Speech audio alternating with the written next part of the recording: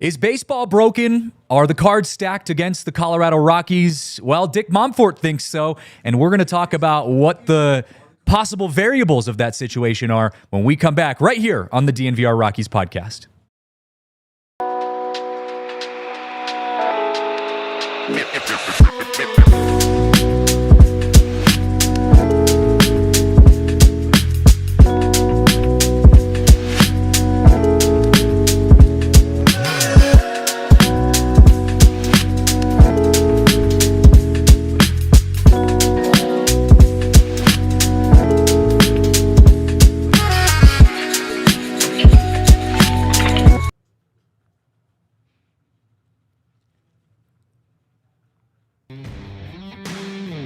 What's up, everyone? Welcome in to the DNVR Rockies podcast, live from the Toyota Lounge.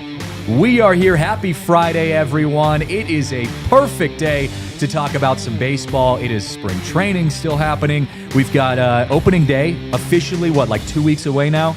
We're on the countdown phase at this point. It's so close. Like, I'm planning things, and I'm like, that's next week, basically. Yeah. Like, oh, yeah. There's MLB games. I was talking to our Cubs guys. There's MLB legit regular season games, I think, like Tuesday, correct? Yeah.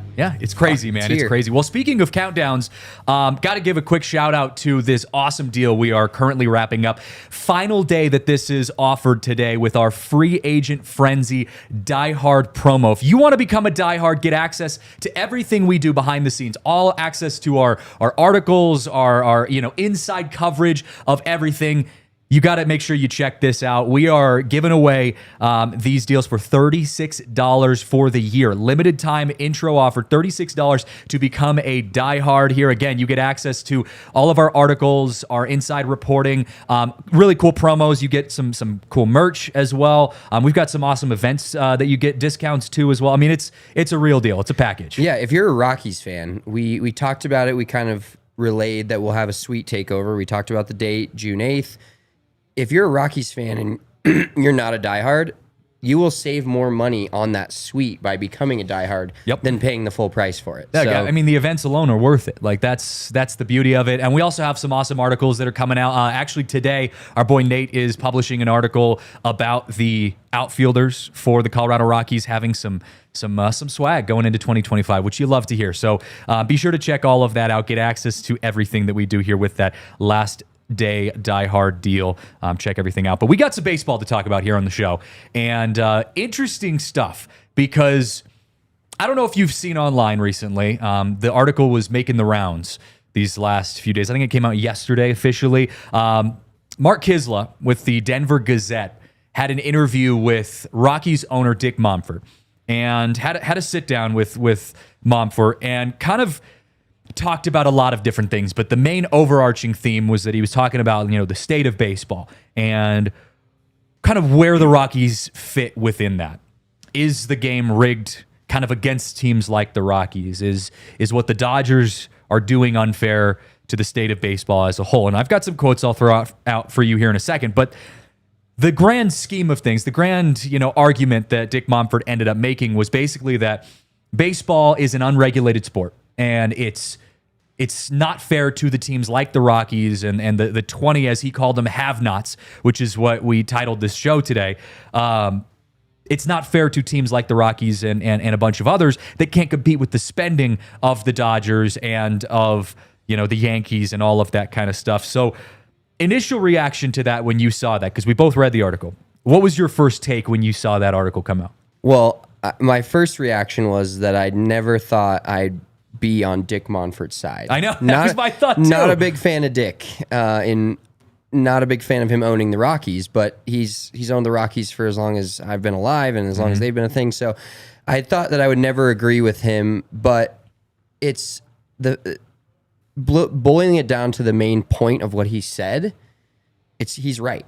And as hard as that is to stomach for a Rockies fan or MLB fans in general, he's right. And the thing that's tough for Rockies fans specifically, any of us that pay attention to the team, care about the team, want him to sell the team like everybody says, there's that very few minority that just enjoy the baseball, and I'm trying to get there. It's always in the back of my head, but it's that metaphor of, you ever seen like they do like a study where people go out and try to like panhandle for money or do something, and somebody's like really ugly and really like just looks scary, they get like no money. Then you have a hot girl doing it and she's getting all of the money. If you already hate Dick Monfort, no matter what he says, the message coming from him is not going to be good. Sure. And so everybody's out there like, oh, he's just whining, he's just part of the optics problem. He's doing this, he's doing that. But boiling it down to his exact point and what he said, he's not wrong. Yeah. And you have to look at it that way. Like, yes, do we not like the messenger? Maybe, but is the message correct and is it factual? Yes. Yeah, I mean, one of his first quotes, he said, "Something's got to happen. The competitive imbalance in baseball has gotten to the point of ludicrosity now. It's an unregulated industry." Now, he's right. And I think you compare that to other sports that have salary caps, salary floors, NBA, NFL, like that kind of thing. Like you can compare it to those and say, well, there is more of a talent, talent diversity across different teams. But again, you and I have talked about this before. The parity of baseball is still one of the highest sports that has the most parity out of any sport out there. You look at the NFL, for example. The Chiefs have been in the Super Bowl the last 3 years, right? When the Broncos were in their Super Bowl runs, they were going to the Super Bowl like every single year. You look at the Patriots. They won, 1 million Super Bowls over the course of a decade. Like the NFL, despite having a salary cap, has relatively the same few teams going to the Super Bowl over the span of like a decade. Baseball is not like that. The issue is, I do think there is a gap between the best teams and the worst teams to where, yes, you might not have the Dodgers winning the World Series every single year, but they're going to be in the mix and they're going to be taking that playoff spot from a team that doesn't have the same resources as them. And so, to again quote Dick Monfort, and I thought this was a very fascinating point that he makes. He said, where was it? He was talking about, here it is. He believes there are 5 teams with unlimited resources, 5 championship wannabes, and 20 have-nots, including the Rockies. I think there's a ton of truth in that because he's right. Like, yes, there is a new team winning the World Series arguably every year, but the same more or less 4 or 5 teams are the ones that are making it to those last rounds of the playoffs. And every once in a while, you get kind of like a sleeper pick that sneaks their way in there. I think you can kind of see both sides of it.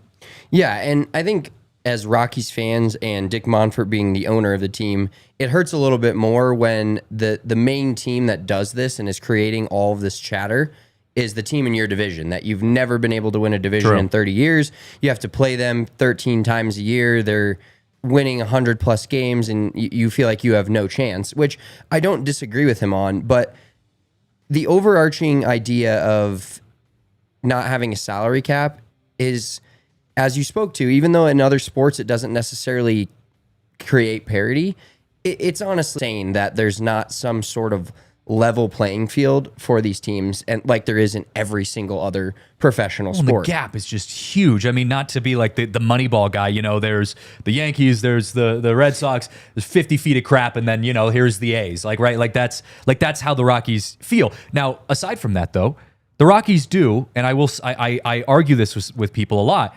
The Rockies do end up usually towards the middle, if not on the higher end of spending in Major League Baseball each year. The issue has just been that the Rockies don't spend correctly, right? They've only signed one free agent to a multi-year deal over the last 5 years, and it was Chris Bryant. We all know how that worked out. Like, so that's where I think the frustrations with Dick Monfort and then, or the GM and in association, Dick Monfort as well. Like, that's where that comes in. Right, and that's where this point is kind of funny because I'm not absolving Dick Monfort of this being his problem, but like you just said, if they're middle of the pack spending, I'd have to look at the exact teams that they're around. But if their front office below Dick Monfort was better and they spent that money more wisely, maybe we wouldn't even be having this conversation because they're in the playoffs and they're competing for playoff spots. And spending doesn't always translate to wins, but everybody's so mad at the Rockies because they're not winning, and it feels like on the surface they're not spending, and it also feels like on the surface that the Rockies have one of the better attendance numbers in the entire MLB. So it's a pretty simple on the surface look for people to say, okay, they're selling out games, they're terrible, Dick Monfort's making a shitload of money, and then they don't put any of that money back into the team and into trying to win baseball games. Mm-hmm. And those people aren't wrong. But it's so much more than just the owner, and we don't know what goes on behind the scenes. Hey, you can spend this, you can spend that, but it also falls on the GM and the player personnel. It falls on all of those guys for not only the drafting and developing, but if you want to go sign a free agent, I mean, look at all the free agent contracts given out winter meetings in this offseason. The Rockies could have easily signed 7 or 8 of those guys with the allotted amount of money they generally spend, but they decided not to. Now, is it going to work out for them? We will see based on where they're at with their youth movement and the players they have. But it's very easy to hate on ownership, and I'm not absolving them of any of these issues. But what Dick Monfort is saying is this team has it's just like life. You see somebody that has $4 million and they have a $5 million house, doesn't necessarily mean their life is better. It's not that relatable, but they get to go home and have somebody clean their house for them as you're going home and cleaning your own house. Just things like that. It's not, life isn't fair, but at the same time, this is a sport that's regulated, that even they're regulating college sports now. They need to regulate some sort of thing in the MLB where I don't even know where they start. But like Steve Cohen is the richest net worth owner in the MLB at $16 billion. I kind of looked this up. The Braves are up there at $11 billion. And then you have like a couple teams where Rockies were one of them. At the report I looked at, Dick Monfort's worth like $700 million. You're like, you fucking broke, dude. I know. If I had 1/10 of $700 million, you'd never see me. What are you going to do with $700 million, man? Yeah. No, I agree, man. And that's the hard part about it. And it's why I've argued over and over and over at this debate that the Rockies are not in the same playing field as the Dodgers, and they never will be because of the market. I mean, you also have to think television is regionalized now, right? The Rockies got kind of forced into a deal with Major League Baseball for their TV partnership because AT&T Sportsnet Rocky Mountain went under. Like the Dodgers, whether they're good or not, like they're in LA, like they're just going to have a different market than we're going to have the Yankees. We've seen the Yankees be legitimately bad, and they're still in New York. They're still the New York Yankees. They're going to have hundreds of millions of dollars coming in from their TV deal. That is just never going to be the thing for the Rockies, even if the Rockies went and won a World Series this year. The refreshing thing for me from Dick Monfort, because I'm in your boat here. I actually didn't have any issues with what he was saying out there. I'm glad he took this stance opposed to the whole, the Rockies are going to be, a playoff team this year. Like we've seen him do that in the past. We've seen him say, oh, this might be the year. We might surprise some people. I'm glad that he took more of a productive approach to saying, hey, here's some things that need to be changed that are going to allow the Rockies to compete better. Now, I don't know if this is ever going to get done in his lifetime. Hopefully, maybe it gets done in our lifetime. I do think baseball is one of the few sports that really advocates for change, although this might be a big change that is going to take a long time to figure out. But I think, it's going to start with the owners, and I think it's going to start with the owners having a majority take on this. If you read the rest of the article, he did sit down with the Cincinnati Reds, like managing GM partner or something like that. I don't know who the guy's name was, but they kind of all three of them, him, Kisla, and Monfort, were all talking. And the Reds partner was also agreeing with Monfort, saying, yeah, like things need to change. Like this is not a crisis for Major League Baseball, but something that is going to create this disparity throughout the decades. And he did also credit Monfort as one of the respected owners of Major League Baseball teams, especially for the non, the big markets. Yeah, the have-nots, exactly.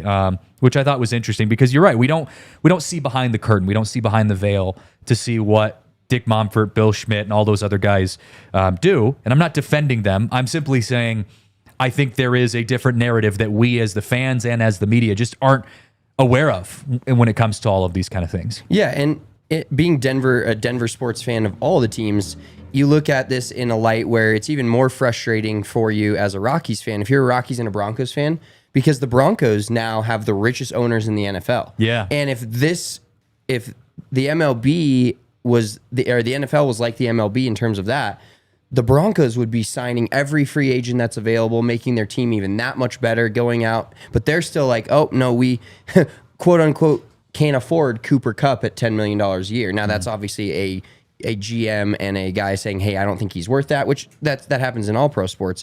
But overall, looking at the landscape of the NFL, all the Broncos owners being rich can increase signing bonuses. They have money to spend up front. They can rebuild the facilities like they're doing. But past that, they're handcuffed. and they can only spend a certain amount of money. And then every year there's teams that overspend, there's cap casualties. In the MLB, it's not like that. It's like, oh, we overspent for, let's say Shohei was never good or became a Dodger and then just broke down. Oh, we overspent for Shohei Ohtani. What did that cause our franchise? Nothing, because we're just going to overspend for the next person and get them to come here and still be good. Well, and they also, he made a point too that he was saying that, I'll just read this quote from Monfort. He said, like one of my fellow owners said, the problem is us. You've got 30 owners and they're all diverse. The system works for the big markets, but it's even gotten to the point where the big markets can't make any money because they're shelling it all out on payroll. The Dodgers are spending $1 billion, and yes, they're going to make a ton of money off of media deals and the entire country of Japan watching their games and all of that kind of stuff. But they're also spending that money, right? And so you have to take into consideration, like, the bar is just shifted for every team. The Rockies might make money because we have a very lucrative market here in Denver that, people go to games, all of that kind of stuff.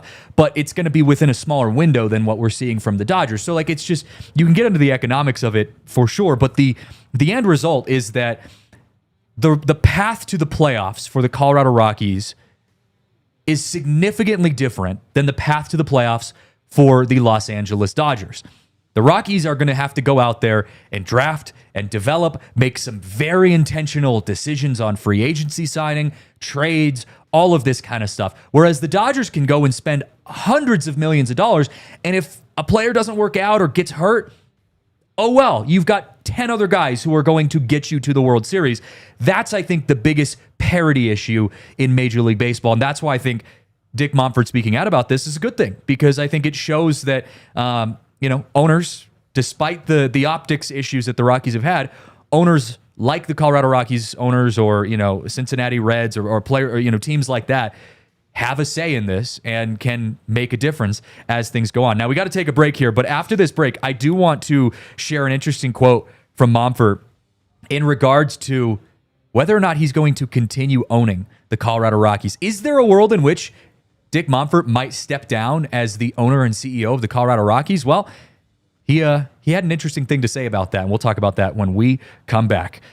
Before we get into that, though, got to give a shout out to our friends over at Waymo. Waymo is the official autonomous ride-hailing service partner here at DNVR and at ALLCITY. And if you're going out to Phoenix to watch some of that, the last-minute Rockies spring training games, you got to check out Waymo. They are autonomous ride-hailing service. So basically what that means is that you get in the car and you don't have to have someone sitting in the front seat to bug your ear off the entire drive. It's truly incredible. It is the ride of the future, the ride-hailing service of the future. It's just you sitting in the back seat while the car gets driven around, and it's good vibes. And I know we've got some friends over at PHNX that have experienced this. They say it's a good time. I know you have some friends that have experienced this as well. It's something that you can also like take a picture of and send all your friends and be like, look at me. Yeah, when you're like a kid and you're like, what's 2025 gonna look like? That Waymo is a perfect example of something you thought would be in 2025. Jetpacks, right? Hoverboards, and then autonomous driving cars. Like exactly. That's the future of it. So if you're heading out to Arizona for spring training, download the Waymo One app and get ready to experience the future. We'll also want to give a shout out to a new partner of ours and someone that I have loved getting to work with personally, aside from my work here at DNVR. That's Green Chef. Green Chef is the #1 meal kit for clean eating, delivering pre-proportioned and prepped quality whole foods with limited processed ingredients. The great part about Green Chef is if you've already been watching the show, we work with HelloFresh. Well, they are owned by HelloFresh. So HelloFresh, an incredible meal company that we work with, and I've been using HelloFresh for a long time. Well, Green Chef is just a subcategory of that. And basically, like I said, it really just takes control of your health. You can prioritize your health, make sure you're getting nice whole food ingredients sent to you in meal kits. They are pre-proportioned ingredients. There's less prep and less mess and more time for you to savor those delicious meals. I have been a customer of HelloFresh for years. And so I was so excited when I got to see that Green Chef was coming on board, because they truly are incredible. And And especially with summer around the corner, we want to make sure we're eating healthy, staying on top of everything. So thrive all year with clean, easy meals from Green Chef. Go to greenchef.com/RockiesFree and you use code RockiesFree to get started with free salads and 2 months plus 50% off your first box. That's greenchef.com/RockiesFree and use code RockiesFree. I am starting my diet April 1st for the wedding we'll both be going to in May. Okay. Should we like get on board with this co-diet here? Yeah, Green Chef might. I'm gonna hate myself for the first week of April. It's gonna be terrible. It sucks because I've been eating like dog. You know what? So I've been doing like a little bit of a diet, trying to eat healthy. I was dealing with like some vertigo stuff over the last couple months, and one of the things my doctor was telling me was like, hey, if you like start eating like super healthy, like that'll really help, and it has helped. But I've also like hit that point where I'm like, okay, we're a month out from this wedding in Mexico, and I gotta like really, exactly. hit the I'm gonna have my ground shirt off a lot. So that's like my thought every time I'm starting to trickle in, because I'm not like a cold turkey diet kind of guy. We have a set date, but at the same time, I know it's coming, so I can't just like I'm not a binge until the diet starts kind of person. I'm like, let's filter in some things that we're gonna be eating for the next month so that I'm used to it, versus just like donuts. And I'm a sweets guy, and same. After dinner I'm like, what can I eat now? And it's bad. I was at the gym this morning, and I was doing arms, and I'm so glad they do this. The gym has MLB Network up on the TV in front of me, and so while I'm doing arms, I'm looking up and I'm watching MLB Network, and they were doing an interview with Tyler O'Neill. You know who Tyler O'Neill is, right? He's absolutely just shredded, jacked. And I'm sitting there with my measly 30s, feeling like I'm pumping out, reps for my biceps, and I'm getting a little bit of a pump in. I'm feeling good, maybe a little bit of a vein popping, and I look up, and Tyler O'Neill is wearing a cutoff with his arms that are the size of my quads, and I'm like, I might go home at this point. Like that's exactly. I don't think I should ever work out again. Tyler O'Neill is a freak of nature. I will say, going into like now that I've been going into clubhouses here this last year, and this is the first time, I've always covered baseball from the outside. And so going into clubhouses and getting to see the athleticism and the scale of which Major League Baseball players are for like being athletes is hilarious. Because on one hand, you have Brenton Doyle, who's just ripped, like absolutely ripped.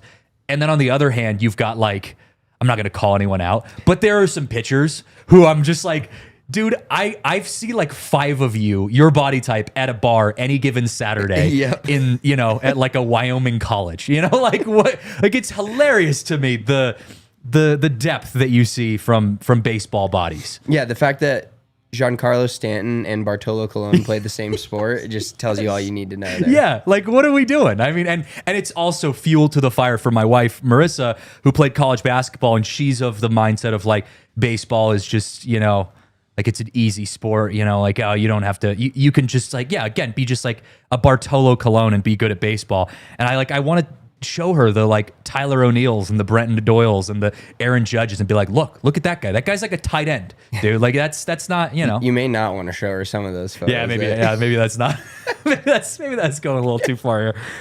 Maybe I should show her more of the Bartolo Colons. Yes, exactly. Like, I show her the Jake Bergers of the world, and I'm like, that's a baseball player right there. Exactly. Yeah. All right. Getting back to the topic at hand, Dick Monfort going out and doing kind of a tell-all interview with Mark Kisler, Denver Gazette. We did have Kevin Henry of the Denver Gazette, who's going to be, we have a clip of an interview I did with him that's airing later in the show, talking about a managerial situation for the Rockies. But Dick Monfort had an interesting little quote that he put together towards the end, because Mark Kisler asked him, and I give Kiz credit for, pushing Dick a little bit on like, hey, when are you going to sell the team? Like, what's the deal with that?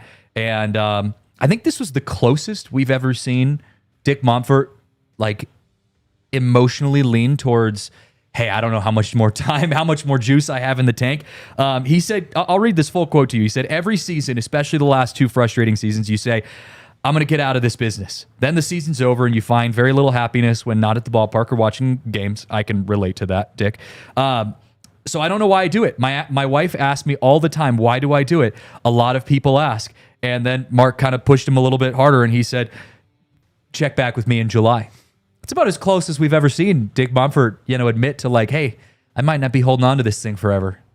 Because I always thought that this was just going to be like, one thing, Dick Monfort passing it on to his kids and onto his kids and, so on and so forth. Yeah, I kind of felt that way. And maybe what we talked about kind of in the first segment of the MLB being unfair, maybe all of the Rockies fans and people that care about the Rockies and want Dick Monfort to sell will actually turn that into a positive that, hey, the unfairness of the MLB, as we can shake a stick at it and be mad at it, but maybe it does us some good in getting our current ownership out of the building. And I'm not saying that's the right call, but I think just the idea of him selling the team would drastically transform 60 to 70% of Rockies fans' views on the team. I was going to say, from an optics perspective, because again, there is a lot that goes on behind the scenes that we don't have access to, that the fans don't have access to, and I'm not going to sit here and defend ownership and front office or anything like that for the mistakes that they've made, because there have been mistakes that they've made decision-wise. But it's the conversation of, how much different would things be if you did, put a new owner in or a new GM or a new coach, and we'll get into that conversation later in the show. But from an optics standpoint alone, it absolutely would change things. Like that's the biggest difference for me, is that if the Monforts were to sell the team, there would, by no other means, there would be at least a buzz around, hey, what's the new owner going to do? I don't know if they're going to fix the team, because from what Dick Monfort said, they already have the cards stacked against them. Like, I agree with that. But it would be at least enough to get the buzz kind of back in just this, hey, what is this team, going to look like under new ownership? And it's really the only reason you could even argue why the Rockies could possibly ever want to go to a new head coach too. I mean, it's this idea of like, maybe a change in pace is just good for the team. Like, that's really the only argument you'd have for that. Yeah, I think a lot of fans and people that have watched the Rockies closely just want to see change for the sake of change. Mm-hmm. And when they lose 100 games 2 years in a row, you can't sit there and say, oh, they're doing everything right. Why would they change what they're doing? Yeah. No, 100 losses back-to-back years will make any fan kind of cringe at the thought of them keeping the status quo and doing what they have been doing. But changing ownership, just in an optics perspective, would change so many people's. It would give life, and it would give excitement. Like changing the coach, changing the manager, like firing Bud Black, it maybe brings 5 to 10% of the people that really know what's going down. Like, okay, maybe we're changing the coach. We're going to have a new manager. Maybe he finds some new talent, or he coaches them up better. Whatever, he manages the bullpen better. Whatever you get mad at Bud Black for doing with the horses that he has. Mm-hmm. But the change in ownership would be a drastic uplift for the Colorado Rockies. And I honestly, I'm trying to have a little empathy for Dick Monfort, which also feels really weird right now. But I don't know how, and the money is obviously really good, and the guy's worth $700 million plus, so that's not an issue for him. But in the grand scope of, those are different worlds from us normal humans. Yeah. But in his world of millionaires and team owners, he's the guy out on the street panhandling, legitimately. Yeah. And so for him, it's like, I don't feel bad for him for all the money he has, but I don't understand, being a human, which he is, how you can see all that you see about your baseball team that you own and not just be like, okay, I'm going to wash my hands of this. I'm going to make millions and millions of dollars. I'm going to make a bunch of people happy. Like, I've done this for a long amount of time. Like, I don't understand how emotionally you would deal with that. I don't think, here's my take on this, because Breckton in the Toyota chat says Rockies just need the Waltons to buy them and get that Walmart money to compete in the NL West. Here's the thing. Dick Monfort could sell the Rockies and make a boatload of money, billions of dollars. They're valued at billions of dollars. But I think from a pride standpoint, it would be really hard to see any business manager selling a team when it's at its lowest. From an emotional standpoint, again, not an economical standpoint. He would make billions of dollars if he sells the Rockies. But from a success standpoint, if let's just say the Rockies lose 100 more games this year, and Dick Monfort says, you know what, I've had enough, I'm selling it. Like, that would be a shock to me, because I just have a hard time seeing, an owner being known as the guy who sells the team after multiple 100-loss seasons, 7 consecutive losing seasons in a row. Like, all of that kind of stuff goes into play with this. So I do think he's going to hold on to this until he can at least see some sort of growth and a chance for October again, like that kind of thing. And I do think there's a possibility where that happens. I also don't really know. Maybe this is me being naive to how owners can spend in baseball and compared to other sports like football and that kind of stuff. I don't really know how much a new ownership does from an X's and O's standpoint. Yes, there could be more money because, like I said, like you said, Dick Monfort, when you compare him to other owners, doesn't have as much money as other owners. But the Rockies have always spent kind of in the middle of Major League Baseball's spending threshold. So it's not like they don't spend money. I just don't know if a new owner is going to automatically flip everything for the Colorado Rockies, and the next thing you know, they're competing in the NL West. Like, I just think there are other factors in play that stop them from being able to do that consistently. Yeah, and I think Zeke in the comments actually makes a good point too. Hiring of people from outside the organization, I think the Rockies have a big issue with that as well. Absolutely. Do we love Charlie Blackmon? Yes. Is he step literally from inside the lines to being an assistant to the GM? A cool story for us Rockies fans that love Charlie and want to sing Tonight the first time everybody comes up at Coors Field? Yes. And that decision, and specifically, we have no idea if it's going to be good or bad. We just don't.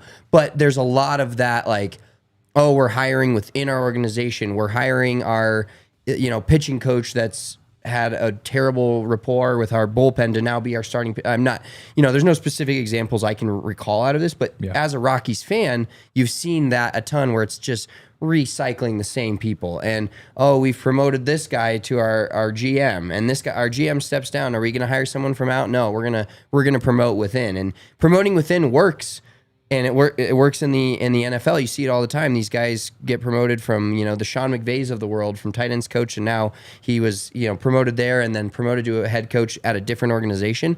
But when you have a consistently bad team, which 200 lost seasons will do, you can't just be like, oh yeah, we got something great here. Well, if it was great here, you wouldn't have lost 100 games 2 years in a row. Yeah. So I think that's part of the frustration too, not only ownership, because changing ownership is, you've seen it in the Washington Commanders, the Broncos. There's a few other teams that have changed ownership the last couple of years. It's a process. It's a lot.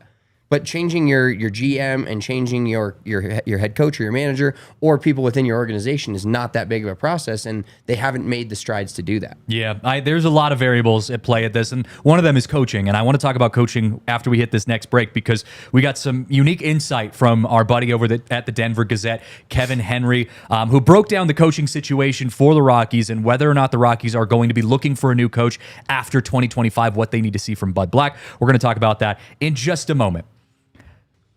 All right, we're going to give a shout out to our friends here over at Raising Cane's, because it is incredible to see that they've got their craveable box combo, and that is coming back here at Raising Cane's. I'm an absolute fan of everything that Raising Cane's done. We talked about their leprechaun lemonade. Man, that's a mouthful there. It tastes incredible. We already talked about that last week, and today I want to talk about their craveable box combo, and every crinkle cut fry comes from grade A premium potatoes. You guys already know they've got their chicken fingers that are to die for. It's always a good. I might honestly go to Raising Cane's after this, guys. This is going to be probably my plans for lunchtime. That sounds like a good vibe. So get your box combo today. Make your craveable dreams a reality. Raising Cane's chicken fingers, one love. Also got to give a shout out to our friends over at Timeline. Timeline is a health and longevity supplement featuring their proprietary MitoPure ingredient. Now, Spencer and I last week, we were talking about how you and I have started to become a little more vocal every time we just like stand up. You start to have the grunts and grumbles every time you get out of bed in the morning. And I got to say, Timeline has been incredible at helping make me feel just a little bit more youthful, right? It just helps me feel like the stronger version of myself. And as we get ready for Mexico in May, man, I got to really feel like the best version of myself. Yeah, because that's going to be a trip where we need to feel as good as possible, as much as possible, leading up to it. 100%, man. It's and whether you're going on a good vacation or what, like you gotta feel your best, feel the best version of yourself. So right now, Timeline is giving you 10% off your order of Mito Pure. Go to timeline.com/DNVR today to get started. That's timeline.com/DNVR. All right, back here on the DNVR Rockies podcast, and we want to transition to talking about the coaching situation for the Colorado Rockies, because coaching has been a big topic of conversation for years now. And Bud Black got signed to another extension this year, a 1-year extension. And it's interesting because we saw Dave Roberts get a massive extension, one of the biggest yearly extensions that we've seen in baseball. I believe it was the biggest in baseball.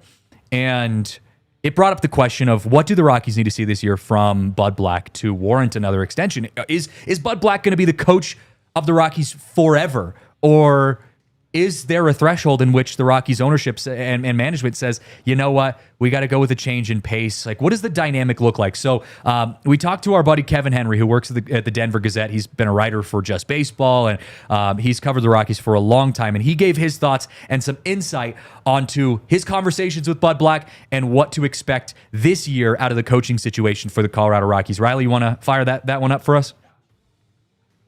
So I'll start with the extension side. And my take is this, that I think Bud Black is, and I know a lot of fans will disagree with this, but internally, there is no better fit for the Rockies than Bud Black. Going through these 100-loss seasons, being the face of the franchise, being asked so often about the losing, being asked about, this offseason, it's all been, how are you going to compete with the Dodgers? And Bud always has his answers. He's very even keel, and I think it's exactly what a franchise needs. It's really trying to find its way.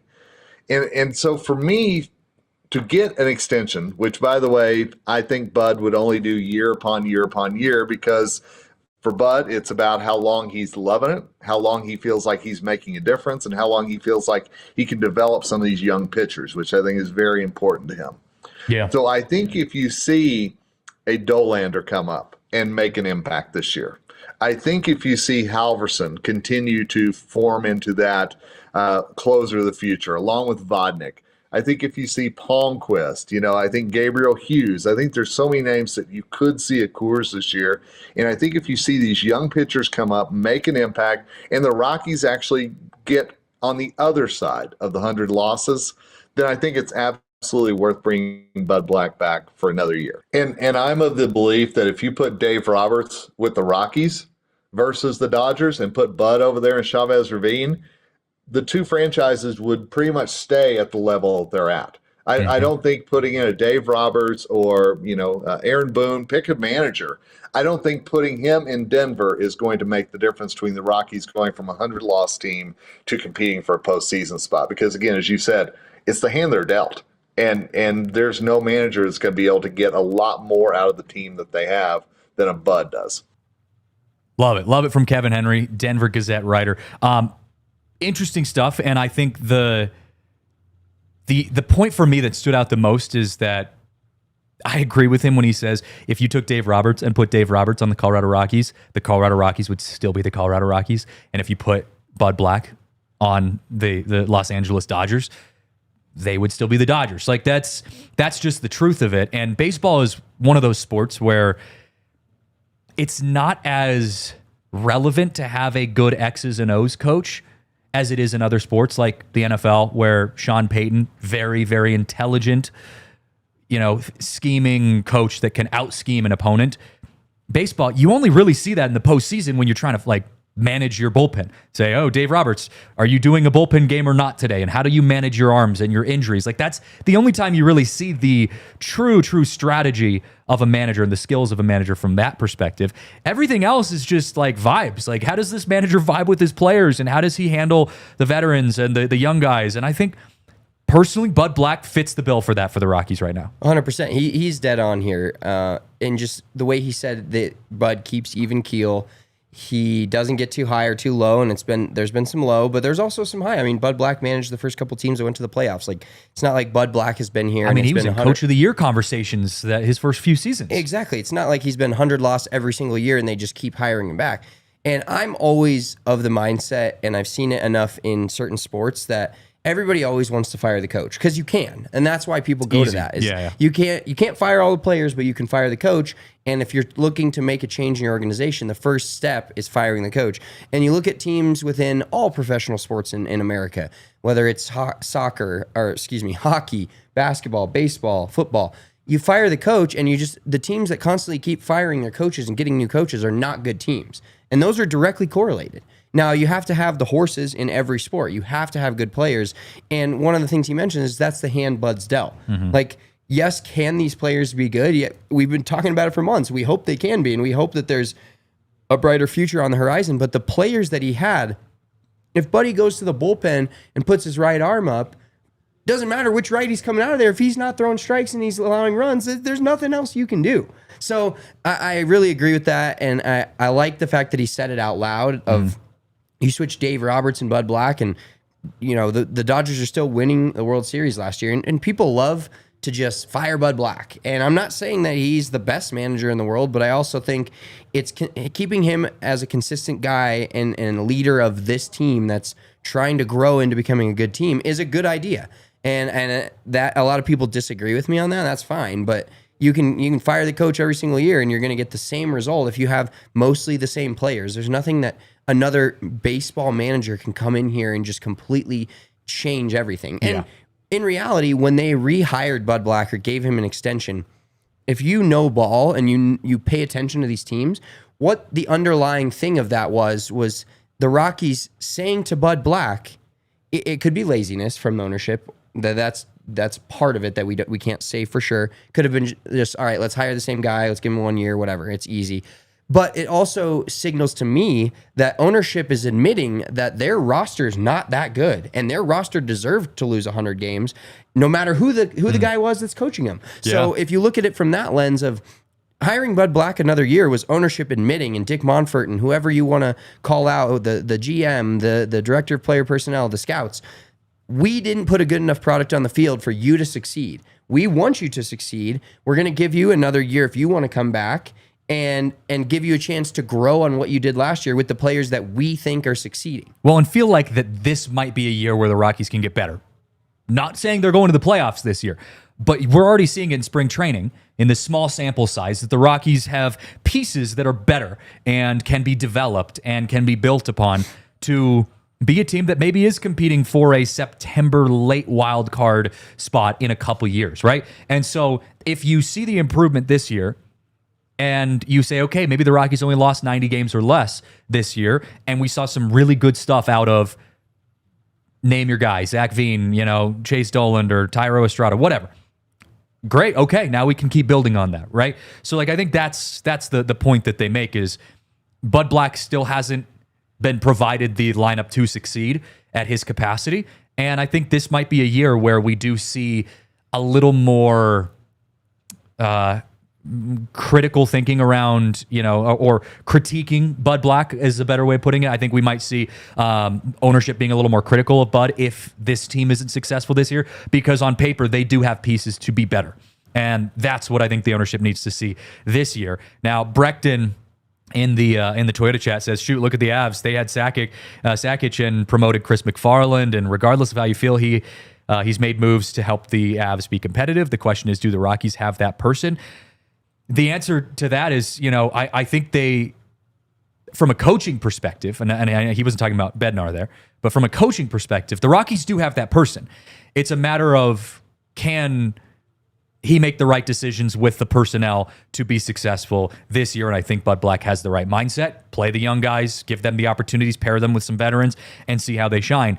The only world in which that narrative changes, the only world in which Bud Black loses his job throughout this season or next year or whatever, is simply just the fact of we just need a change in pace. We just need something different. And, that's kind of what the Avs did. You could say it's kind of what the Broncos did, and maybe it's what the Rockies need to do. But as of now, I am fully on board with giving Bud Black at least another year to see what he can do with this young core of players that looks really promising from a talent perspective. Yeah, and if we go through this Rocky season watching every single game, and we, as fans, as analysts, whatever you want to call it, and watch games and you say, okay, there's a lot of good pieces here, but the puzzle is not being put together correctly, then you can frame that as, hey, maybe that is Bud Black's fault. But at this point, one of the toughest things to analyze in sports, and nobody ever can, you can always make your guesses, hot takes, predictions, but players getting better. And if you watch enough of the same team and the same players, it's not a linear curve that they're guaranteed to get better just as they get older.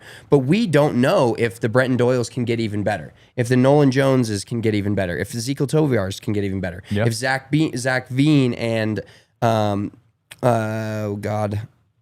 is our Michael Tolia can become good players. We don't know that yet. And part of that is going to be the coaching and Bud Black, but part of that's going to be on the players as well. So we can hope they're going to be better. We don't know for sure if they're going to or not, but that is what is the key to the Rockies' success. It's not who's coaching, it's the players being better on the field. Absolutely, totally agree with you. Got to hit our last break, though. After the break, we are joined by the man himself, out from Arizona, our boy Nate Mills, coming in to talk a little bit of spring training with us, break down some of the positives. And man, we have seen the Rockies crushing it the last couple days. We're going to talk positives here coming up after this break. Got to give a shout out, though, to our friends to begin the break with Mando. Mando is the best men's deodorant brand on the market, and I'm talking full body deodorant too, not just the little, slap a stick under your arms and call it good. Like, I'm talking everything. They take care of absolutely everything, and it's might be a little blustery outside today, but it's getting warm. It's supposed to be nice next week. Make sure you're prepared. You're gonna get sweaty, guys. Don't be that one dude who's showing up to the office sweating because you decided to walk to work that day, or you go back home and you see your beautiful wife and she goes to give you a hug and you smell like crap. Make sure you use Mando. They'll take care of you and make sure you smell good. Their starter pack is perfect for new customers. It comes with a solid stick deodorant, cream tube deodorant, 2 free products of your choice like mini body wash and deodorant wipes, and free shipping. As a special offer for our listeners, new customers get $5 off starter pack with our exclusive code that equates to over 40% off your starter pack. Use code DNVR at shopmando.com. That's SHOPMANDO.com. Please support our show and tell them we sent you. Smell fresher, stay drier, and boost your confidence from head to toe with Mando. Also got to give some love to our buddies over at Bet365 because we don't do ordinary, and every single sport is epic when it comes to Bet365. And right now, they have a really cool deal going on with the MLB early payout offer. Basically, what that means is if you use code DNVR365 when you sign up, and if your team goes up 5 runs or more, well, then you're a winner. Same game parlay selections, all of that marked as winners. So make sure you check that out. And baseball season's right around the corner. What are you most excited about baseball-wise to bet on? Are you looking like more money lines? Are you looking more like specific stats? I'm like a 2 or 3 guy hit or home run parlay in the game. Love it. Especially at Coors Field, man. There's a lot of hits. I was at the, this is a long time ago, but like the 17-18 Marlins Rockies game on like 4th of July. I know there's hits out there.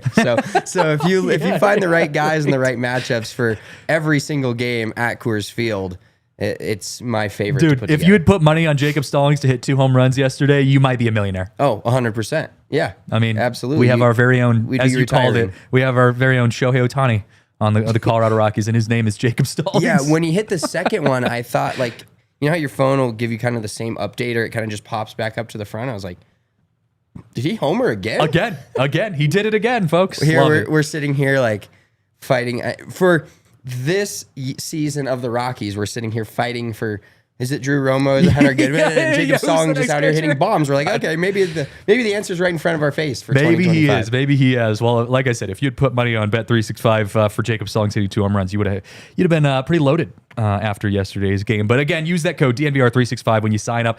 See why it's never ordinary at Bet365. Must be 21 or older and physically located in Colorado. Please gamble responsibly. If you or someone you know has a gambling problem and wants help, call or text 1-800-GAMBLER. All right, let's bring in the GOAT. Why not? I mean, we've got to spice the show up anyways. Our boy Nate. Nate, what's up, man? How you doing? Dude, I'm at GOAT status already. This is insane. It's been a month. I mean, I should say we got to hold off a little bit because you weren't at the game yesterday for Chase Dollander's start, and he happened to do really well yesterday. So does this mean you have to watch from afar? Because I think the first 2 starts that you went to for Dollander were not as pretty. Well, I mean, the first one he had against San Francisco was nice, and it was exciting to watch him. And it was the first outing and everything, and there was no media coverage on that on radio or TV, so I was kind of the eyes and ears for that. But yeah, the last one wasn't as pretty, but I thought he still handled it pretty well. Yeah, well, this one was much better, and he ends up with a 4 innings pitch, 3 strikeouts, 2 walks, 2 hits, 0 earned runs. Now I watched this game yesterday, and I was pleased. I'm glad he got a good confidence building start under his belt. It was really good to see him strike out some big leaguers, especially John Kenzie, Noel, Big Christmas, K'd him twice on some nasty stuff. I was a little concerned from a pitching perspective. We're going to go very in the weeds here on this. I was a little concerned about his location. Now, I'm going to preface that I'm glad he was throwing strikes, okay? Because walks were an issue in his last start. So I'm glad he was throwing strikes. However, there was some pitches, especially like 0-2, 1-0, that kind of stuff, where he was leaving a lot over the middle of the plate. I know you've talked to him. You've talked to the Rockies pitching staff. You've talked to, the guys around the clubhouse, that kind of stuff. Talk to me a little bit about his location and what he's trying to work on, because location has been an issue with him from throwing strikes. Then we see him throwing strikes, and it worked out this game. But I did, just from a pitching perspective, feel like he was leaving some balls over the plate. What's the vibe on his location strategy and how he's trying to build that this offseason? Well, yeah, we saw exactly what it looked like in that last outing he had, where he kind of got hit around a little bit and it was a rougher day for him. But right now, I think he's trying to build more on his other stuff as well. We're seeing a lot of the slider and the curveball from Dollander. We obviously all know that the fastball is plus, and he's most confident with that pitch. He hasn't talked too much about the location. I think he and Bud Black are trying to get on the page of just getting reps at a big league level. And one mechanical thing that I talked a little bit about with Bud Black and what kind of led to the demise of Dollander in his last outing, and this is maybe a little bit technical here, but he's a right-hander. His left hip would fly wide open after coming down from that leg kick. And that's where we saw a lot of command go awry for Chase Dollander. So I think he's working on that right now, mechanically making sure that front hip stays closed so he can locate those pitches better. And I think that's more where we're going with there, but he hasn't been like, this spring, I want to work on location. I think he has had a few mechanical mishaps, and I think he's trying to hone those in. And that was a good step yesterday against the Guardians. I posted on social yesterday. I think Rob Friedman was the one who initially built this video, but I reposted it on DNVR Rockies. The side by side of Chase Dollander and Jacob deGrom, and it was pretty uncanny. And shout out to our secondary producer Yahir, who sent this to me. It looks almost identical. I mean, the exact same wind up, the very kind of concise. He doesn't use a lot of extra motion. And I was seeing people commenting saying that is the most like chill, easygoing wind up for a dude who goes and throws 98 miles an hour. He is very I'm trying to think of the right word. I mean, it's just very short and sweet. He's not like Tim Lincecum where he's just whipping his body around to go wind up and throw 98. The dude is very compact, and he still pumps it out there at 98 miles an hour. It's fun to watch. That's why it's so fun to watch him, because it's an easy 98 miles an hour. And that's what was great about seeing him against the Giants in his first outing, is because it would look like he was going like 70 to 80% effort and just zipping into the mitt. And he and deGrom both have this similar thing where they have a good tempo. I think that's what helps them generate a lot of velocity as well. It's a lot of good pacing on their windup and their delivery and their leg kick. I think that contributes to it as well. But it's easy velocity for Chase Dollander. And Bud Black has kind of talked about his career as a big leaguer. He's not sure when that's going to start. But it's kind of things like that where he can, as a pitcher himself, he can kind of foresee the future and the success that Dollander might have at the big league level. Yeah, I equated it to like throwing a flat ground warm up. Like if you've ever pitched, when you're not on the mound and you go and do like your warm ups, like that's the pace that I would throw at when I was on a flat ground. And he's doing that, throwing 98 in a professional game. It's crazy. Spencer, I want to ask you this first, and then Nate, I'll ask you. Changing gears away from Chase Dollander. If there's one guy on the current Rockies spring training roster that's going to piss you off more if he doesn't make the opening day roster, who's it going to be? Right now, it's Zach Veen for me. Yeah, it's an easy one. The electricity of his game and the fact that you don't have, other than center field, you don't have either the corner outfield spots locked down. And there's been competition all spring. And not saying just winning a competition in spring should make him the starting right fielder, but he's got to have consideration with how well he's played. And as a fan, I like the swagger he has. Aura, as the youth call it. Say, yeah, as the kids say. Aura on 100 for Zach. Yeah. We might have an article coming out later today from our boy Nate that says something along those lines. But Nate, who's your guy? If there's going to be one dude that pisses you off more that doesn't make the opening day roster, who would it be? Yeah, you took the answer right from me. Zach Veen is just so fun to watch. He's not a big personality in the clubhouse. He's kind of like and I've always gravitated to these kind of players for some reason. Like when I played and just kind of like being around covering right now, he's just kind of like a quirky guy. Like he's wearing flashy clothes, but he's not like vocally out there. And I just like would love to see him succeed and be on that big league roster. I think he's earned it. And I think aura is a big thing with Colorado as well. You guys kind of talked about it a little earlier in the show, but I think, as Colorado looks to, try to avoid another 100-loss season, a big part of that is going to be upping the aura game, unironically. And I think Zach Veen can really contribute to that. It's why everyone was so upset, and I get it, but it's why everyone was so upset when Jeffrey Yon got sent down, because it was just this like idea. Like I even made the joke, like we posted, the Rockies are 0-5 since sending Jeffrey Yon down, and someone like commented and they were saying, yeah, but he gave up, he almost blew a 4-run lead in the 9th inning. And I commented back and was like, yeah, but it was electric. That's what Rockies fans want. Like if you're going to lose games or if you're going to not make the playoffs, at least make it fun for us. Like and I literally wrote an article about that. I'm like, I am of the mindset that if you could make watching baseball fun for Colorado Rockies fans, I'm okay with that. I am totally fine if it takes a couple more years for you to be a playoff-oriented team. Zach Veen looks like that dude. Hell, Jordan Beck is smoking the baseball when he hits a home run. I mean, I didn't see how far his home run yesterday went, but I mean, it looked like it went like 500 feet. Like guys like that just get you excited to watch him play. Those are the guys that you show up to Coors Field to see. So I'm all for it, man. I'm all for it. Thairo Estrada has been having himself a heck of a start to this spring training. And I think he's been surprising people because no one really expected Thairo Estrada to be like a big name. But offensively, he's been playing really, really well. I mean, he's hitting .424, 7 RBIs, 2 stolen bases. It looks like Thairo Estrada might be a sneaky good addition to this Rockies offseason roster that they've made that might end up making a bigger impact than people think. Absolutely. It seemed like it would be an addition that would kind of just like bolster an already good defense for Colorado. But if he can come through with the bat this season, that would be an excellent surprise for the Rockies. I mean, that couldn't just, end out better than you could. Like, not only does he, chop it, find a way to get on base and beat out infield singles, but he's also squaring it up well too. And I think that shows a lot of signs of a sustainable hitter for Thairo Estrada, is that he's able to do both. And you don't want to always dip your toe entirely in the analytics bucket or the feel bucket. And I think he's got them both in right now. So he looks pretty good. It's spring training and it's really easy to get excited about this stuff.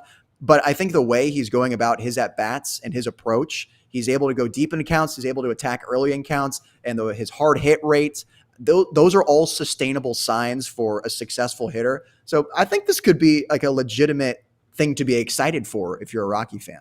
Spencer, have we ever gotten ahead of ourselves for spring training wins? No, I've never once done that. I don't think I've ever gotten overly excited about. No, we all get it. It's spring training. There's no trophies to be had here yet. Hey, I wanted to change gears to finish up this show because Nate, when you and I first met, you had sent me an article you wrote about whether or not baseball is broken, quote unquote, because of the Dodgers. And we had a couple people in the chat. Looks like Lil Kodak says we need Billy Beane, and then Sean says Moneyball is bad for baseball. Well, my follow-up to that is what the Dodgers are doing bad for baseball because Dick Monfort, we started the show with that.